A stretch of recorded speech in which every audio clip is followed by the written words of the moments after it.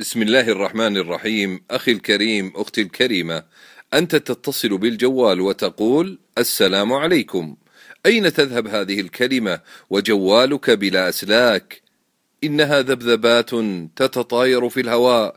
يا لله، كم من كلمات بالملايين بل مليارات اختلطت مع بعضها البعض، وإذا بك بعد شهر أو شهرين تقرأ فاتورة جوالك وقد أحصت عليك الشركة كل مكالماتك بالدقيقة والثانية، بل الجزء من الثانية، ولو أرادت أن تسجل صوتك لاستطاعت.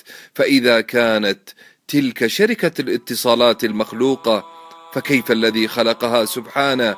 ليس كمثله شيء وهو السميع البصير.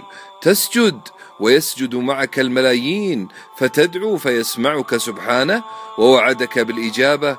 قالت عائشة رضي الله عنها: الحمد لله الذي وسع سمعه الأصوات. فجهز أخي الحبيب، أختي الكريمة، لكتابك عملا وصلاة وإخلاصا، ولذنوبك استغفارا، لأنك حتما سترى كتابك. أسأل الله أن تأخذه بيمينك، وأسأل الله أن يرفع قدر من نشر هذا المقطع. وصلى الله على من إذا صليت عليه صلى الله عليك بها 10.